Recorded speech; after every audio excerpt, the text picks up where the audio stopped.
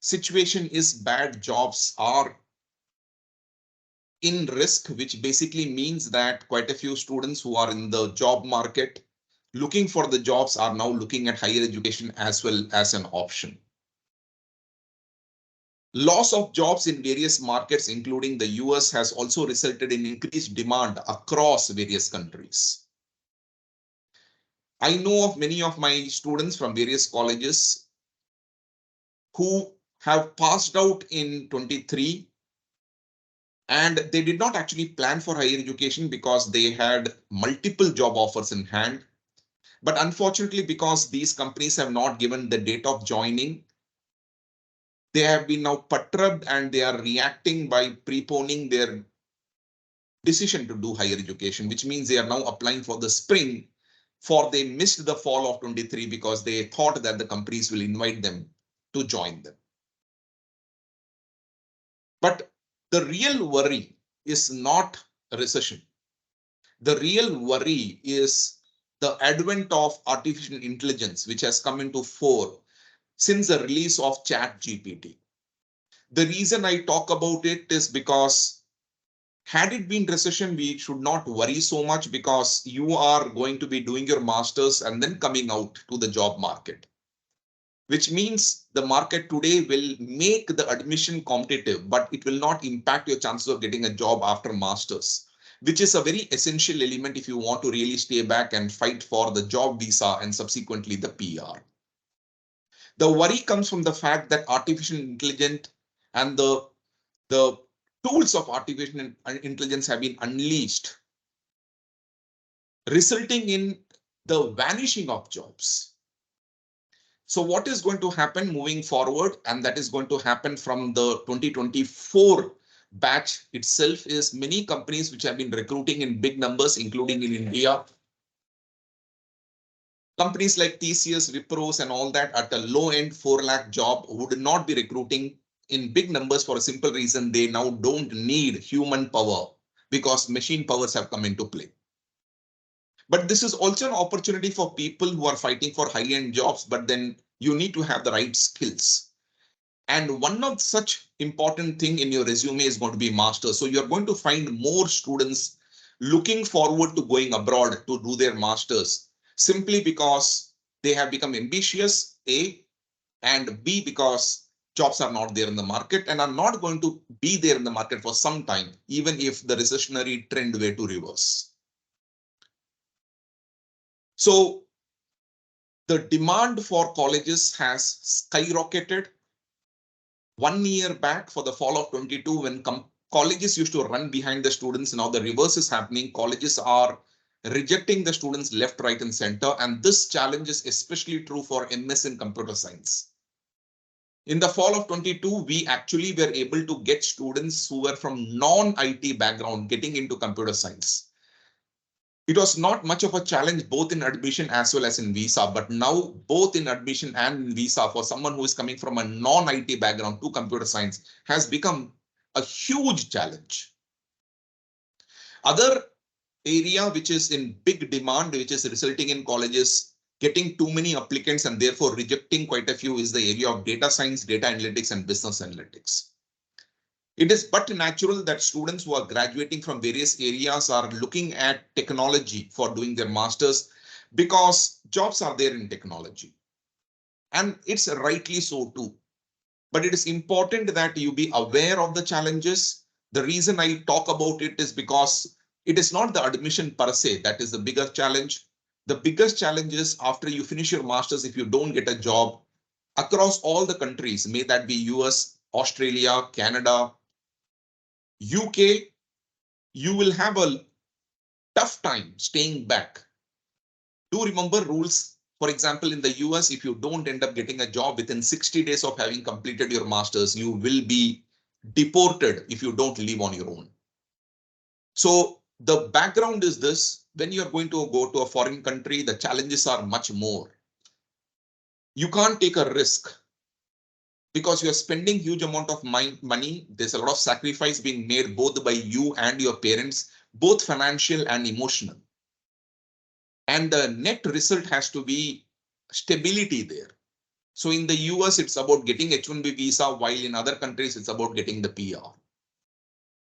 So if I were to extrapolate, the challenges in fall is going to increase in September. Why is it that September 24 is going to be much more challenging than fall 23? For two reasons. One, across the board, you need to understand across the countries, the number of seats which are open, number of programs which are open is much lesser. Quite a few colleges do not offer programs during spring, while they do offer during fall. And that is much more accentuated in countries like Ireland, in Australia, even in Canada, where the number of programs in spring is a fraction of what they float during the fall. The second reason is traditionally the number of applicants is much higher in fall than in spring, but this time the spring numbers have jumped because, as I said earlier, many students who had got job offers and did not get the date of joining are now applying for spring. Net impact, lesser number of seats, more number of students chasing those seats, resulting in higher degree of competition in the spring of 24. Now, this is something that you need to be aware of. There's a second challenge that you're going to face. And I keep reminding my students whom we are helping in going abroad, the biggest challenge is not getting an admission, because there are quite a few good colleges, and basis your profile, yes, by applying sensibly, you will be able to get admissions. In fact, you will be able to get multiple options too. The greatest challenge across is the visa. US, let's try to understand what's happening. Thankfully, the visa status in US has been very liberal, but that is only for those people who are applying for the visa for the first time. US has refused to open the refusal slots. Day before yesterday, thankfully, they opened the refusal slots for those people whose visas were refused a year back. But for all the students whose visas were refused in the previous cycle of the spring of 23 or the recent attempt at fall of 23, the visa slots have not been reopened. But if you are attending a visa interview, the chances of you getting a visa has been much higher because they are little more liberal. The documents being demanded is little more not as stringent, so a little more lenient. And therefore, we have had a very good conversion rate for the visas. Hyderabad consulate particularly has been very good. In fact, we have had 100% conversion rate in Hyderabad consulate so far. And Hyderabad consulate has also increased the number of visa slots, which is a good news, especially for students of Andhra Pradesh and Telangana. But the slots in Canada have been quite tough to get. But people who have got the right admits, people who are submitting the right documents, especially on the financial side, have been getting visas within a week or even 10 days of the visa application submission. Australia has been tight, especially on the financial side, because too many people have sought visas using documents which are not authentic. So Australia has tightened the checking of the financial documents, especially. So if there's even an iota of doubt that your financial statements are not as you have declared it to be, visas have been rejected. But if your documents have been in place, then visas have been given as well. UK has been liberal. Let's not forget the UK economy is in deep shit right now. But that's also a good opportunity for Indians, because this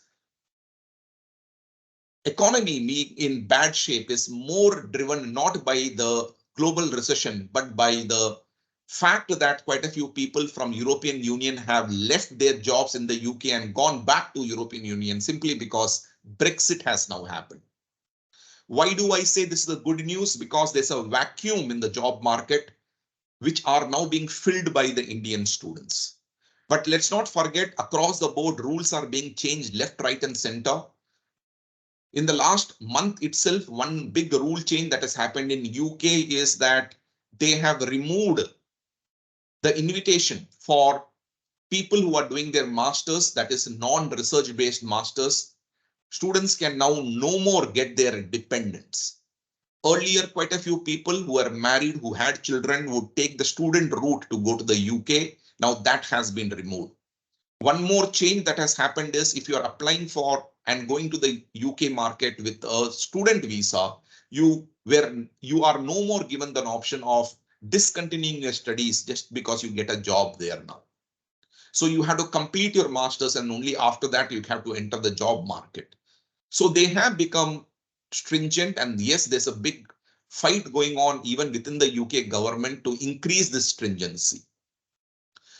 There's a good possibility that quite a few programs would no more continue to be given 2 years of postgraduate work visa, a situation that is prevalent today because the 2 years of postgraduate work visa is being given for all the master's program.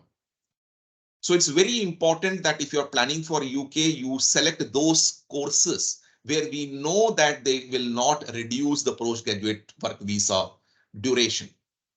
Now you may think that you are going when the postgraduate work visa is for 2 years, so they cannot reduce it. That is not actually true. In the past, they have done it retrospectively. So it's quite possible you will take a program, you will go to a program thinking that you have 2-year work visa because that is the current rule.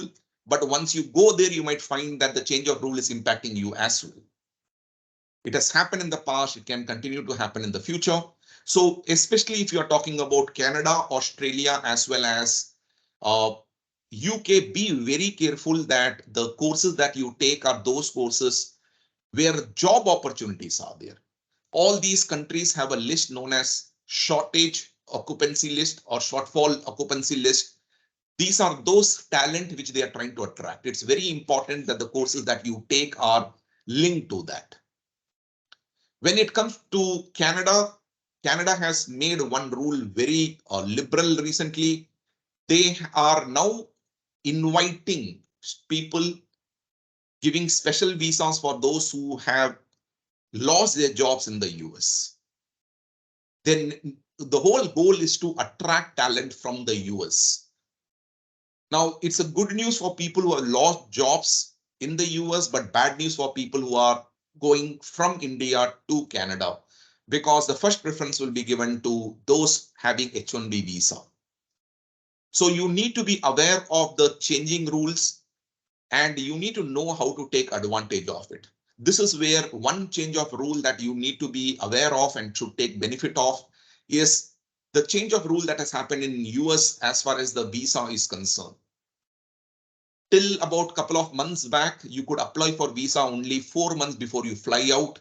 Today, it is 12 months, which is a good news, which basically means even if you are a person applying, thinking of fall of 24, maybe the strategy of applying even for the spring of 24, getting the admission, getting the visa, and then delaying it. And do remember, this delay does not mean you need to go with for the same college. You can actually revise the college too. Such strategies probably you would have to adopt, because getting an early visa improves your chances of getting a positive decision on your visa application. But more importantly, also sees to it that the stress levels are much lower. Because US is giving visas liberally now, probably you should take advantage of it, because we really don't know what will happen later for the fall of 24. So two things which I'm talking about. One, situation is bad, especially if you're looking for programs related to technology. The competition is immense. Please pick those programs which are in demand. At the same time, something where you will be able to get a conversion that to a good college, and preferably a urban college, not a rural college. And that too, please see to it that you are looking at those colleges where admission guarantee is a little higher. At the same time, do remember the biggest fight is not admission. The biggest fight is the visa. If you end up picking a college which is much lower than your profile can get, it is a big red flag for the visa. Visa rejection rate is much higher if your profile is good, but the college is of lower end. So what is that you need to do? Couple of things which I'm going to recommend. Number one, we need a good admission. Number two, we need an early visa. So couple of things that I'm strongly recommend you to do. Number one, of course, is apply early. Come out with your own strategies. You can apply to colleges.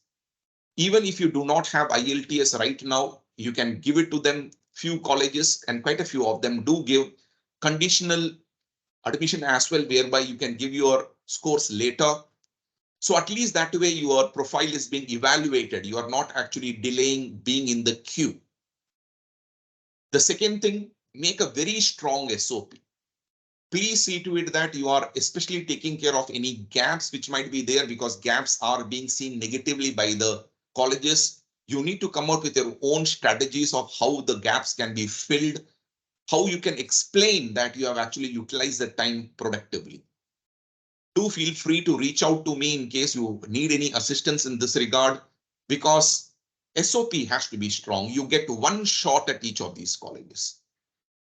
Nothing that you need to do should be one which can risk your visa. You have limited amount of time for visa for across the country. So while you are applying, also start working on your financials. You don't have too much time. So to think on your financials after getting admission is a big sin now. Remember, getting visa, if your financials are weak, is a big red flag in all the countries, including Ireland, which has become very strict. Australia has become fabulously strict. Canada is looking at it very closely. And let's not forget, in US, this risk of visa is in two stages. One, visa interview. Second, at the port of entry. That is when you're entering the country too, your financials would be checked. And therefore, you need to see to it that you are not screwing it there. Otherwise, once you land in the US, you will be sent back. So these things you need to be appreciative of. So these are the points as far as the spring of 24 expectations are concerned.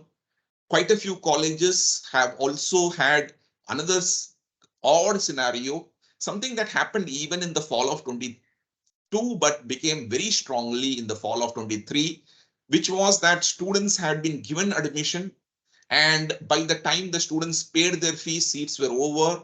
So they were given the option of deferring, which means if you're applying for the spring, you're also competing against quite a few people who already have admit.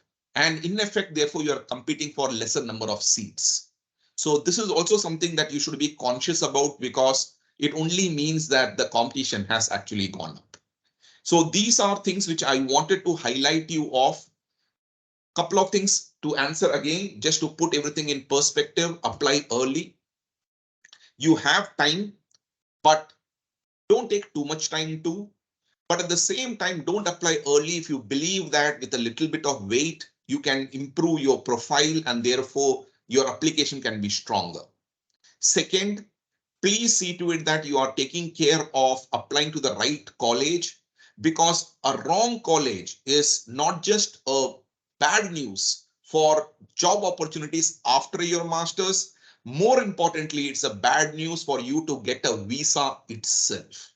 Visa people are particularly going to be looking at your profile and then your college. If it so happens that your profile can get you into a better college, but you happen to be going to a little low end college, it's a big red flag that you are an immigration threat. And the moment they have this doubt, your visa will be rejected. Do remember the fact that most of the countries are not giving you a chance to fight for the visa again. And the implication is quite grave. We have been told that Australia is not giving visa to anyone whose visa has been rejected in other countries. Canada is not likely to give you a visa if US were to reject the visa. And unfortunately, US is not giving you a chance to reapply for a visa, which means once a visa is rejected, it is going to become a big headache, not just in that country which has rejected your visa, but across the board. So you always have to think in terms of every decision you take for the admission. Remember, the biggest hurdle is the visa. So think in terms of that while you are selecting the college. Think in terms of that while you're planning for the finances. For example, in the US, this round, we are looking at people who have taken huge amount of loan getting their visas rejected because the VOs are of the opinion that if you have funded yourself so much through loan, then you'll probably stay back to earn so as to repay the loan. And stay back is a bad news from the perspective of a VO, the visa officer. The third thing is statement of purpose. Don't take it light. Create a good one. Quite often I have noticed that people are looking at statement of purpose as a demonstration of English. It is not a demonstration of English. It is about you, your vision, what you've done in the past, why the college is important, and finally, of course, how all this gels together to help you reach the goal, and your goal has to be clearly stated in SOP. SOP should not be too long because people are not having so much time to read. Make it a story. See to it that it is simple English, but a powerful statement of what you have done. Take care of the red flags that might be there in terms, especially of the lower GPA. Come out with strategies of tackling that. If you do have too many backlogs and if you do have gaps in your education, it's quite likely that you might end up having gaps solely because of the delay that colleges have, companies have in terms of the date of joining. And finally, I do have one more suggestion. If you have a job in hand, do go ahead and apply for the spring of 24. If the company were to invite you to join them during this interim, you can always defer. Remember, every country gives you an option to defer. You can always defer from the spring of 24 to the fall of 24 or even later. So you cannot take the risk of assuming the fact that things are going to somehow fall in place, which might not actually happen. So do bear that in mind. I am writing my WhatsApp number 8897600333. If you do need any assistance, you can always get in touch with us. You already probably are getting messages from Condura in the business channel. That would be more preferred because I sometimes don't get a time to look at the WhatsApp messages. I get quite a few of them. So please see to it that you're using the business channel as much as possible in case you do need any assistance. People who are thinking of writing the IELTS or GRE, please write at the earliest, but write when you are strong. If you are planning to go to the US and you're thinking of applying through GRE and IELTS and you have not written either of the two, probably a strategy of writing IELTS, applying to 3 colleges, while you are writing GRE after that and then applying to the other 3 colleges might actually be a good strategy too. Because remember, once you get an admit, maybe not from the college of your choice, you at least will be able to block the visa date, because getting a visa date is a big challenge, especially in the US. So do bear that in mind. I'm opening the floor in case you have any queries. You can either raise your hand or put the query in the chat. I will make it a point to answer that, because during these critical times, there's a lot of confusion that happens and you cannot take decisions impulsively. You can't select a college because your senior has gone to the college. So that you need to understand. I'm being asked about Canada. Let's look at what is happening in Canada. Canadian economy is in deep shit. That is point number 1. Point number 2, part-time jobs are simply not available. Point number 3 is cost of living across Canada has increased. Now, what are the reasons for that?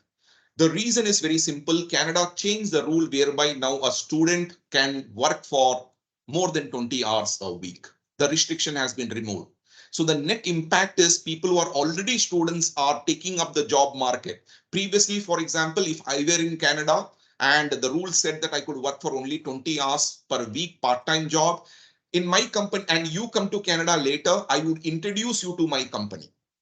The reason is because I can work only for 20 hours. Company needs more manpower, I introduce you. Now what has happened is, because there's no restriction, I started thinking, why would I introduce you if I could work myself and make more money myself? So what is happening is the part-time job market has crashed. I'm sure you would have probably seen this big WhatsApp video that comes and in Instagram, etc. Recently, in one of the small companies in Canada, they asked for security guard, and they ended up getting a mile-long students from Asia applying for that. Okay, standing to face that interview. So situation in Canada is very grave when it comes to part-time. Please see to it that you are not assuming the fact that you will get a part-time job and therefore go to Canada with a limited amount of funds. Please plan for funds well. That is one element of it. That does not mean Canada is not a good place to go to. Canada is still cheaper than probably US, if that is why you wish to go to Canada. Canada is still good for the PR, but do remember when you're going for PR, the strategy that you have to play is very different from when you're going for education. And believe me, majority of the people who go to Canada go for PR. So look for colleges in Nova Scotia area, look for colleges in Saskatchewan, Manitoba, such provinces probably make sense rather than Alberta. Alberta is also okay, but British Columbia, especially Ontario, is going to be a big pain. So you need to be very clear that your approach for Canada is more a PR, but more importantly, please look at it. I'm being asked about McGill. Yatendra, McGill is not a Canadian university. It's a bloody global university. McGill is the best that you talk about. So if you are talking about McGill University, I don't think you need to worry about recession, non-recession, because McGill is the creme de la creme, the best of the best, one of the best that we are talking about. I'm not too sure whether you have an admission in McGill, because if you do, then you are a bloody James Bond. But if you don't have it, then probably you're underestimating the toughness of getting into McGill, right? But I'm very happy that you are actually looking at McGill. It's a college worth fighting for. In fact, my director of the place where I did my MBA, he is actually a professor at McGill. Okay, so is GRE mandatory in US? Venkata, what is happening is that GRE was always mandatory in US, but then COVID hit, and then COVID resulted in many countries not, students from many countries, which was not actually in India, but many countries not having access to writing for the GRE. So quite a few countries don't have strong internet facilities. Being in India, we are actually lucky that we enjoy quite a few facilities. We take it for granted as well. So many countries did waive off. Now the situation today is that most of the colleges in computer science are now asking for GRE. The second situation is that in data science, quite a few colleges have started asking GRE. Now computer science change happened. Now data science, you still have a lot of colleges which are still okay without GRE, but that number is shrinking big time. And quite a few colleges have now insisting on GRE. They already declared that for fall of 24, they need the GRE. That is point number one. Point number two, the point that you need to understand is the fact that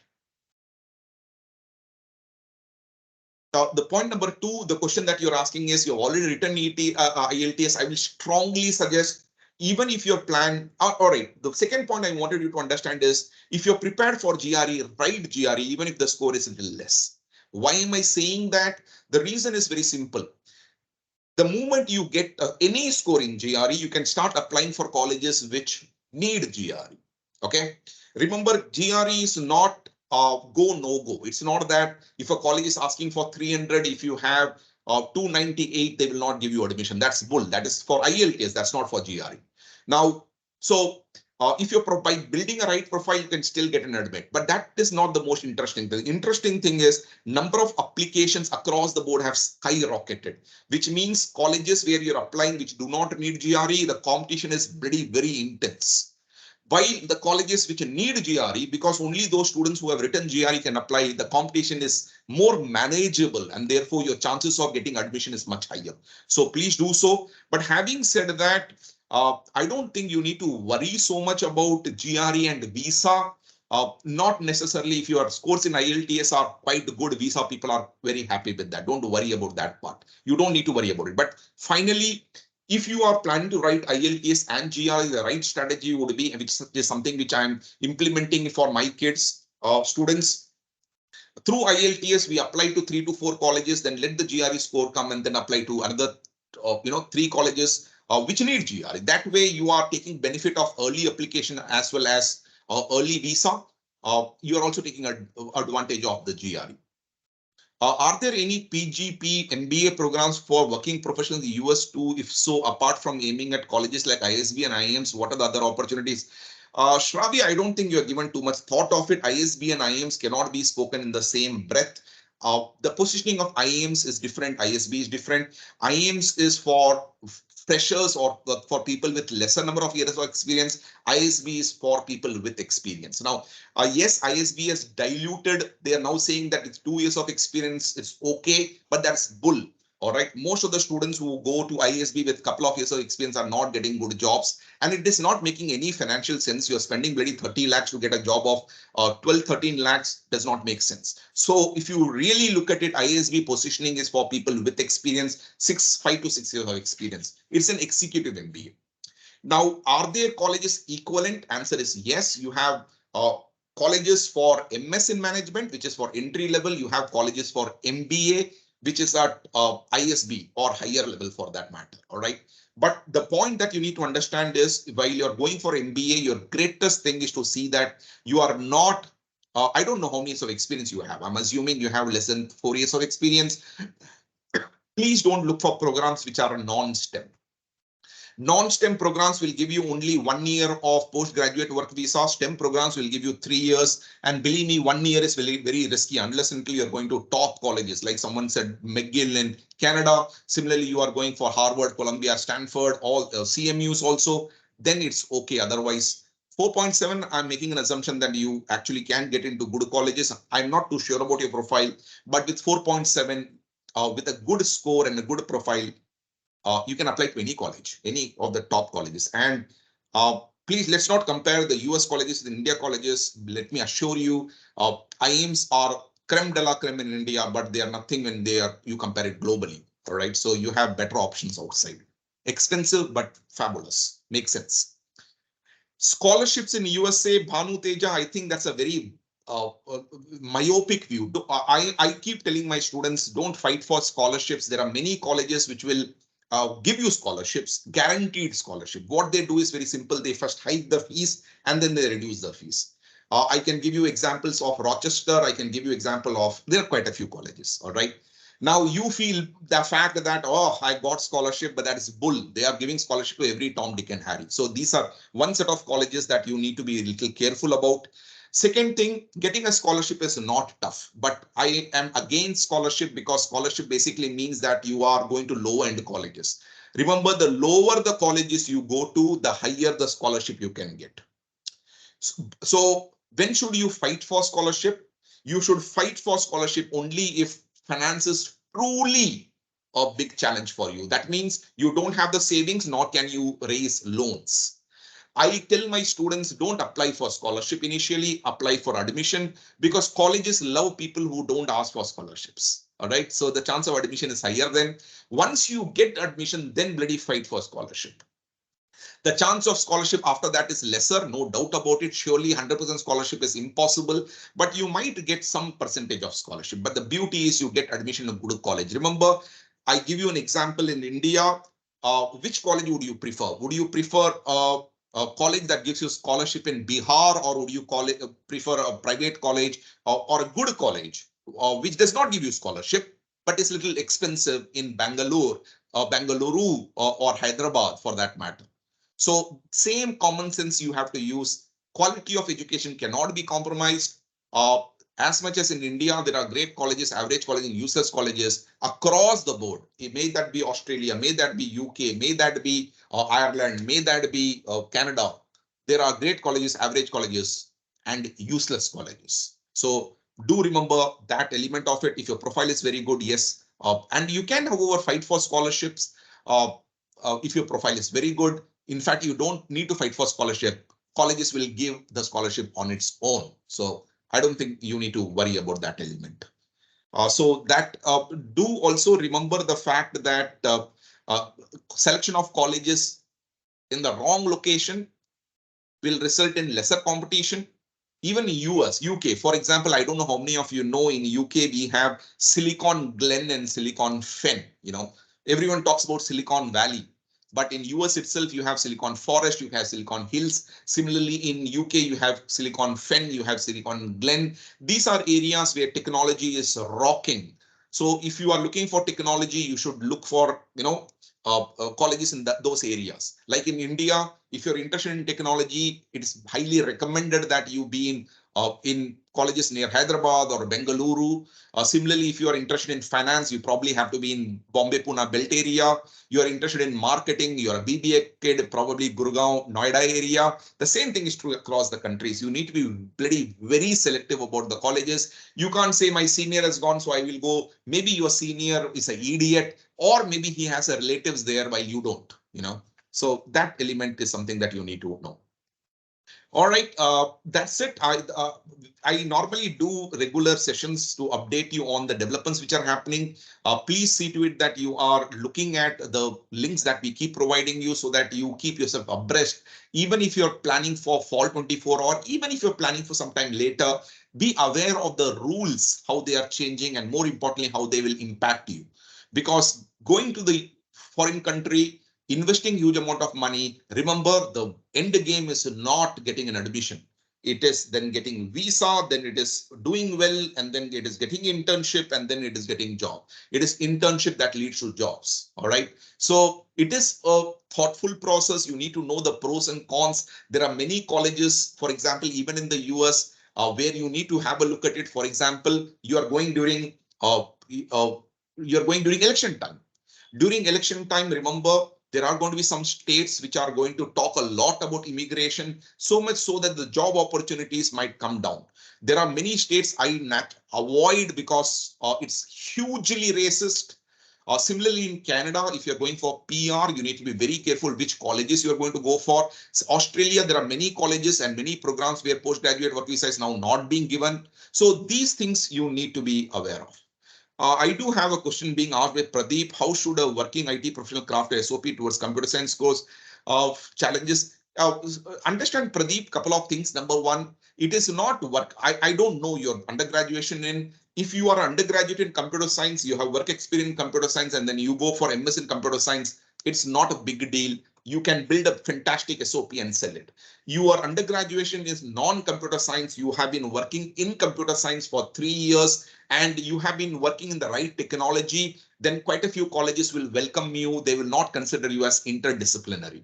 But majority of the few, if it so happens that you're from non-IT background, computer science background, and then you are applying for MS in computer science with either limited work experience or work experience which is useless, companies, colleges will not give you admission. They will reject you outrightly, or they will ask you to do quite a few additional courses.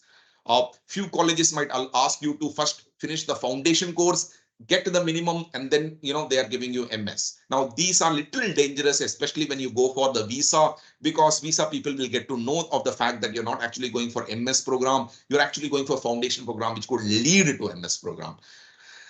Such programs will also result in higher fees for you because they are not going to give you these courses free of cost. You will actually have to pay for that. So that is something that you need to be aware of.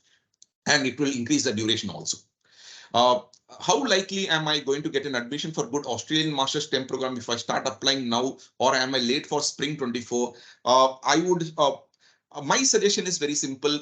If number one, Australia, very few colleges actually give programs for the spring of 24. So it depends. If you do get the right program, I don't think see any reason why you should not push yourself, but parallelly see to it that you are doing all the requirements which will be required for the visa, so that the moment you get the admission, the visa process can be commenced. So you cannot fight a series battle, you have to fight a parallel battle. So my answer to it, therefore, is going to be this. Number one, have a look at which programs are there for spring. All right. Remember, quite a few programs are not going to be given. Quite a few colleges don't give, but there are colleges which give. So if you find the program available, then there's no reason why you should not fight for the spring of 24. Fight for the spring of 24. But remember what I said, parallelly do all that is required for the visa, so that the moment you get the admission, you have the history. Because as I said earlier, the financial due diligence that they are doing for the visa in Australia is very, very stringent now. So that element, you need to take care of it. There's no harm in applying for spring 24. If it does not materialize, if your selection does not take place, or there's a delay that takes place, you can always, for example, for one of my students from Geetham, we have done something. This girl has not even graduated. We got the admission. Now we are deferring that admission. All right. So such things can be done. And in Australia, do remember there are quite a few colleges which, increase the fees and then give you the scholarship. Take benefit of it because that's a culture there. So yes, scholarship getting in Australia is much easier. But let's not forget, first they increase it and then reduce it. So you're still investing substantial amount of money, but nevertheless, any money that is free is a good money for you. So that you need to bear in mind. Guys, that's it. Thank you so much for joining me. As I said again, reach out to us. I'm not joking when I say this. We are very good at what we do. Our focus has always been in giving the right advice to the students, and my focus has never been the admission. Admission is a game plan towards the one thing, that is stability, right? In US, H-1B visa, elsewhere, PR. So the college that you go to, the program you go to should also take into consideration the visa requirements and the final goal that you have. Of course, budget and various other elements are equally important. Guys, thank you so much. And I'll hope to see you guys again sometime later, as you will be getting the notification as and when I'm conducting sessions of this nature. Thank you so much. Take care.